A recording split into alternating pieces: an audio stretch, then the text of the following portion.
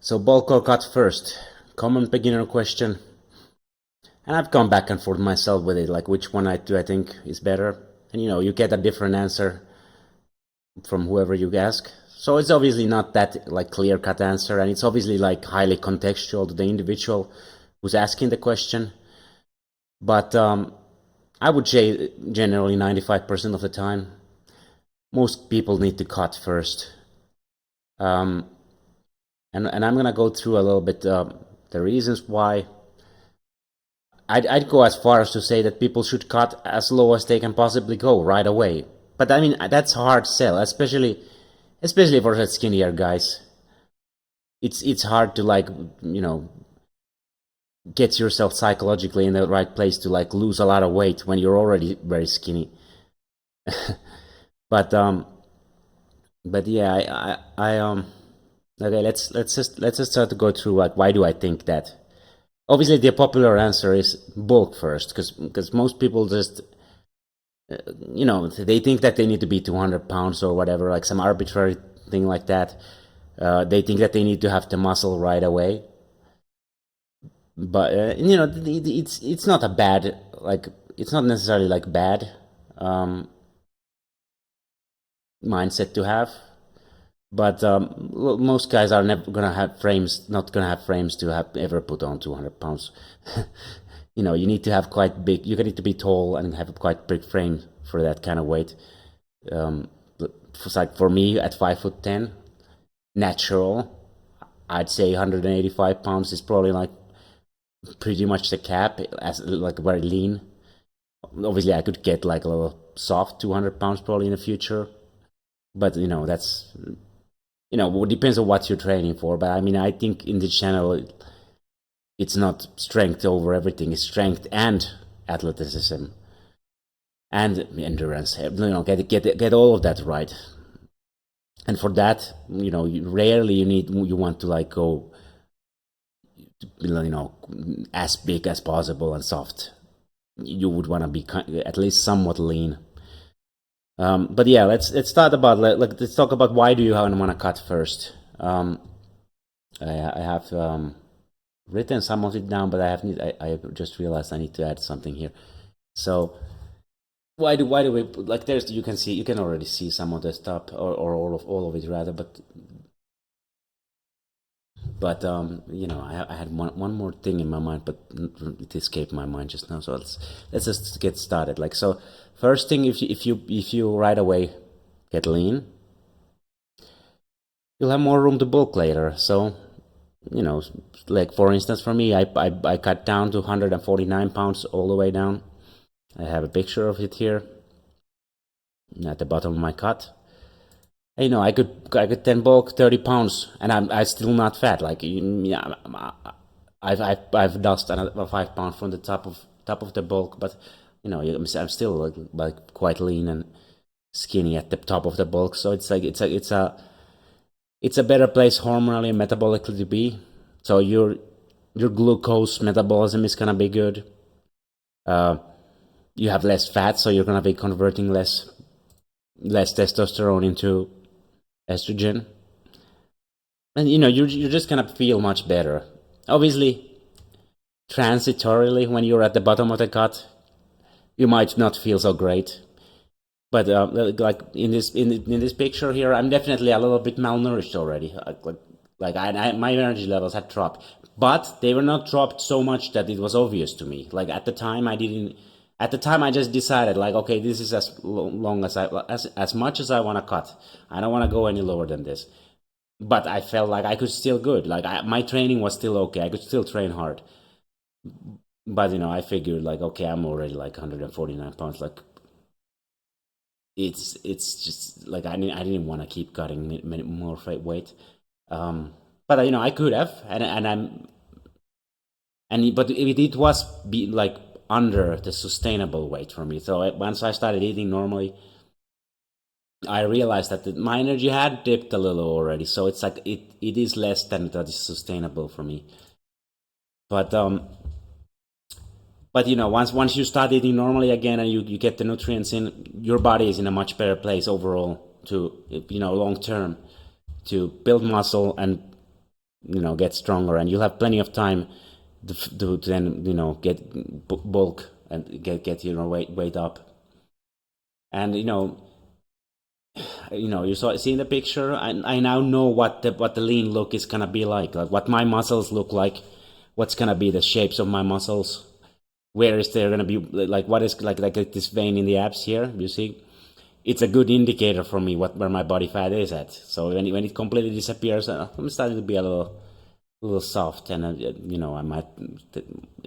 I consider that like top of the bulk. You might have more lenient range, but regardless, you'll have very good understanding what your body is supposed to look like, and you don't have any illusions that you are leaner than what you actually are, as long as you've actually gone all the way down. And it is psychologically probably easier, in a way, easier to do. I mean, I said there's a challenge to get even more skinny when you're already skinny. But there is also like, okay, I'm already skinny, so I'm not gonna, it's not like I'm losing muscle, like hard fought gains. So I might as well get as lean as I can first. I mean, as long as you see the reasoning behind it, it can be kind of psychologically easier, but also it can be more difficult because especially if you identify with the idea that you are a big guy, then getting really skinny, it can be very challenging for you mentally. But yeah, also you'll once you start going back up, you'll kind of like figure out like where is your ideal weight for various like performance types. Obviously, it's for strength, being bigger is better generally, but strength is not everything. Like I said, there's health aspects. For health, bigger is not better. Then there's like speed, agility, endurance, all of that stuff. Like moving your body through space. And I found that my best performance, ironically, goes like 23 to 25 BMI. So BMI works for me great. But BMI gets a lot of bad rap nowadays. But like it doesn't apply. But ironically, most top athletes tend to be that range, 23 to 25. But you'll find what that is for yourself. Like you'll find the weight where your performance starts to significantly drop if you get lean right away. And I think the most important thing here is this: developing good diet discipline at first. So the reason that the bulking first is very popular approach is because most people don't develop this diet discipline at all, ever. Like they just can't stay in that fat jacked state forever, where they get stronger and all, and they'll have maybe big arms. Like they probably look reasonable, but like they have big cuts the whole time, and they never achieve like the athletic and health peak an aesthetic peak that they could have, because they didn't develop the diet discipline. The thing about like that's the bulking is popular because it's easy, or easier at least.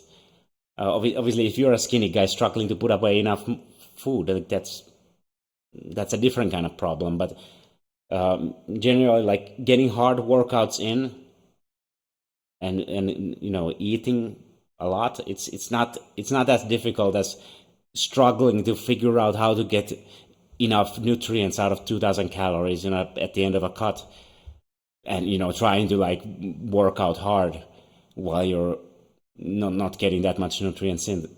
Like that's more difficult than like when you're bulking, it's easy to have good workouts because you're getting plenty of energy.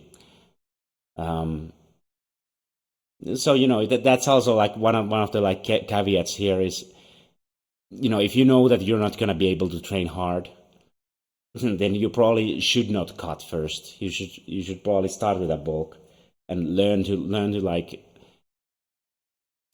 really work out hard to the point that once you start cutting, you can still do it, even though the real question to ask yourself is like, okay, if I'm kind of tired, if I'm kind of low energy, can I still put a good workout in at the gym, or at least reasonably good?